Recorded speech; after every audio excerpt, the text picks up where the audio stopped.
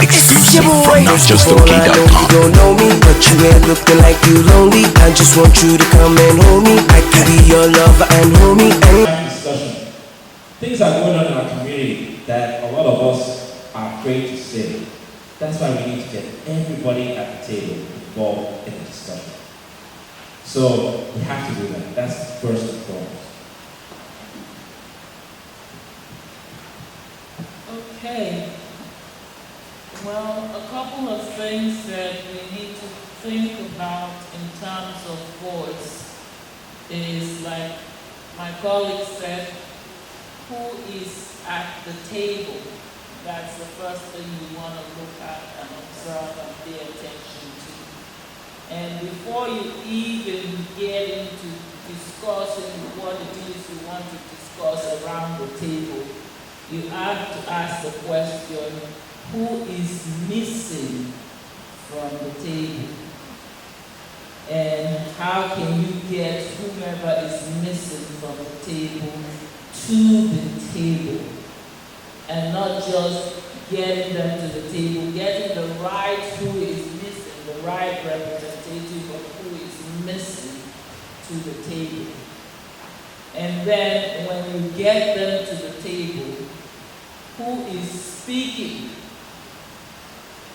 and who has not spoken, and how you get who has not spoken also to speak, so that you can hear what it is their concerns are. Because before you can even move forward to something that is constructive, you need to hear from all members of your community. And one of the things I always tell my students in my classroom is that even the ant has something to contribute to the animal community. And so I make sure that I always do things for which I always hear the voices of every student in my classroom. But when it comes to action, I would not do nothing. We would like to throw, point the finger to the next place. But I do believe that there are some Nigerians also who are doing a lot changing the system. Those who are changing the system, we need to encourage them. It's not trying to pull them down. And there's one woman that actually is doing that with fashion husband. What she normally does is what our colleagues just said. Takes Nigerians, fashion husband, sponsor young youths from Nigeria and bring them to the United States. They will travel to New York, Washington DC, and then Atlanta. They come back. Then they come back to DC. We receive them at the embassy. Then they go back to Nigeria. Those kids, most of them, there's about 13 of them. Those kids, when they go back home, they see places, they see good roads, they talk about those things. Their mindset is changing. And that's one of the reasons why I will support that program. We can do a whole lot also by doing something. Thank you. I'm so excited that we've gotten to discuss so many different aspects of leadership and economic development, particularly the power of volunteerism, the power of exchange, how to embrace our voice and make our voice heard, the need to talk clearly about the issues that are happening in the Nigerian communities in the United States and also in Nigeria. Looking at who is at the table, who is not at the table, and then how can we engage those voices that are at times silent in how we move in a new direction, taking care of ourselves, Nigeria first, and the importance of sacrifice and the importance of instilling the idea that we must be willing to die for some of these causes in order to make change happen. It's wonderful that we've gotten to end on a note of innovation, because that leads us into our next panel. What are the different ways of innovating and moving in such a way that we can actually actually make change happen. So without further ado, I'd like to please give another round of applause to all of our panelists. Thank you so much. And we're going to move into our second panel soon.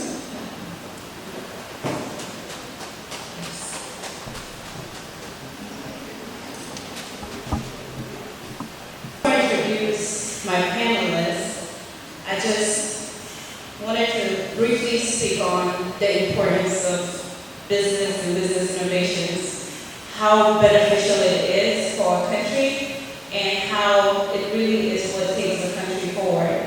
So I'm sure being experts in this field, we will learn a lot, especially the young people here, on how to start our own business. A very short story to see that will help me to make a point.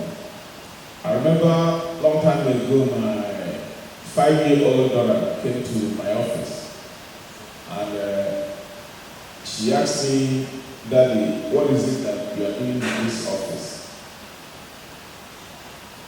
I told her that I help people borrow money, that I can help her get any amount of money she wants to borrow. She said, "What do you mean?" I said, "I can help you borrow any amount of money you want to borrow." She looked around and said, "There's no money in your office. I can't see any money. How can you tell me you help people get money and I don't see any money here? Where is the money?" I said, "Okay, but that's still what I do." She said, "But whenever I ask you to give me money for ice cream, you tell me you don't have money. And now you are letting me believe that you give money to other people." So after that encounter with the little girl, I sat down and analyzed it from a different perspective. That actually what I was selling or what I was bringing to people was information. Because basically I don't have the money in the office. I neither had it in my pocket. But yet I was able to make people get the money. So information is extremely important today. They say information is king.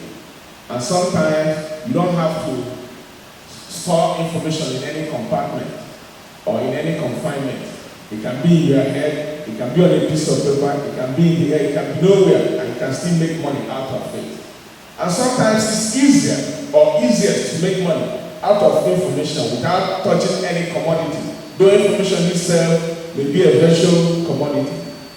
So over here in the United States, we have access to all kinds of information that's not available in Nigeria. Because we have electricity here, we have all kinds of technology, we have all kinds of resources that can make any information available to you. You can even walk into some government offices here and request for some information and they make it available to you. Such information you may not have access to in Nigeria. So we may have to devise a means of profiting with that available information here. Sometimes it may be someone wants to buy an aircraft and he needs to know where they are selling it. You are in between, you're able to find where it's being sold and you can make money out of it. You don't sell aircraft, you don't manufacture it, you don't even know how to fly it, but you make money because you're able to know where it's sold. So over here, since we have quantum of information, we can find ways to make money out of it.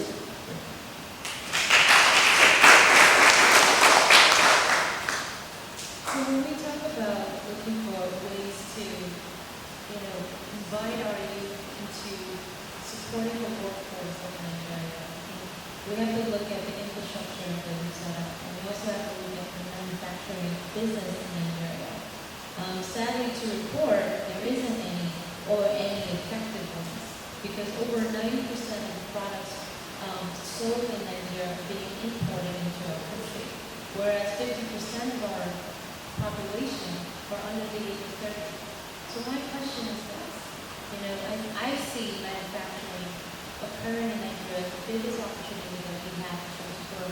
One of my friends, he's head of marketing for Nokia. I remember he approached me and my mother about talking to some of our ladies in Nigeria because he was interested in having them set up an establishment in Nigeria where they can actually package the nuclear phones.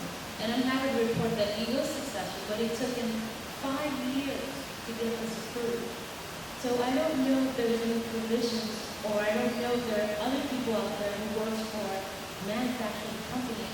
Let's continue to encourage them to start their manufacturing companies and factories in Nigeria. So that way we can continue to provide jobs for our youth, because I see it as being the way to make more money, the way to enrich our youth in terms of getting them back in the workforce. And I think China is known as a factory of the world, and that's why they've been very successful in growing their own economy. And that's the opportunity I see as our biggest niche, the fact that we have the youth, we have the manpower, and we have the language, which is English.